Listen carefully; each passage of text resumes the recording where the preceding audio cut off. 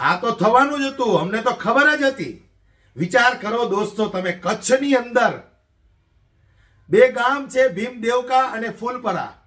116 જેટલા ખેડૂતોની જમીન સોલાર પ્લાન્ટ નાખવા માટે એમને ખબર વગર 800 એકર જમીનનો સોદો થઈ ગયો માત્ર 4,21,000 માં. 116 જેટલા ખેડૂતોની આ જમીન છે, એમના માલિક છે, એમને તો ખબર નથી.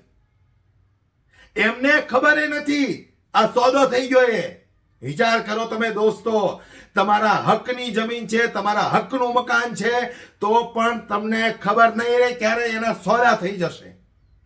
ત્યારે આજે કચ્છની અંદર આવું જ બન્યું. 800 એકર જમીન, વિચાર કરો તમે, 800 એકર જમીન સોલાર પાવર પ્લાન્ટ નાખવા માટે બારોબાર કંપનીને વેચી દેવામાં આવી અને ખેડૂતોને બિચારાને ખબર નથી. આ તમામ ઘટનાઓ સોશિયલ મીડિયાની અંદર આપણે રોજ જોતા હતા, પણ આપણે શું ફરક પડવાનો છે? આપણું ક્યાં જાય છે? જેનું જાય છે એ બચાવી લે, આપણે શું લેવા દેવા? બરોબર ને? 30 વર્ષથી આપણે આ જ કરતા આવ્યા છીએ કે ભાઈ ભગતસિંહ જેવો દીકરો થવો જોઈએ, જે આપણને તમામ મુશ્કેલીઓમાંથી આપણને આઝાદી અપાવી શકે. પણ મારા ઘરે નહીં, બાજુના ઘરે આપણે આજ રાહ જોતા આવ્યા છીએ 30 વર્ષથી. વિચાર કરો તમે, 116 ખેડૂતોની 800 એકર જમીનનો સોદો થઈ ગયો અને ખેડૂતોને ખબર નથી. કોણ છે આની પાછળ માસ્ટર માઇન્ડ? આ બધી તમારી મિલકતો છે.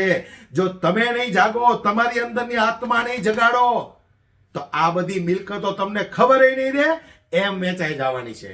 માટે તમારી અંદરનો આત્મા જગાડો. ઓળખો તમે સત્તામાં કોણ બેઠા છે. લાલચુ છે, ભ્રષ્ટાચારીઓ છે, ગમંડી છે, અભિમાનીઓ છે. એવા લોકોને ઓળખો તમે. નહીતર તમારી ખુદની માલિકીની જમીન હોય કે મકાન હોય, વેચાતા વાર નહીં લાગે. અંધભક્તોને પણ હું કહું છું, તમે એટલું યાદ રાખજો,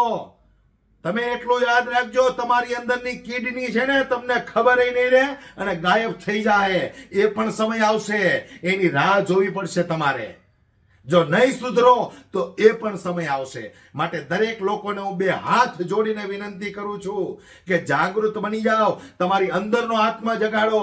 કોઈના દુઃખમાં ભાગ લ્યો, કોઈની પીડામાં ભાગ લ્યો. એ ખેડૂતોની જમીન વહી ગઈ છે તો મારે શું લેવા દેવા? આવું ક્યારેય ન વિચારો. ખેડૂત છે, ચાહે પંજાબનો હોય, ઉત્તર પ્રદેશનો હોય, બિહારનો હોય કે ગુજરાતનો હોય. દરેક ખેડૂતોને હું કહું છું, તમારી જમીન જો તમારે બચાવી હોય તો આવનારી ચૂંટણીની અંદર જાગૃત થઈ જજો.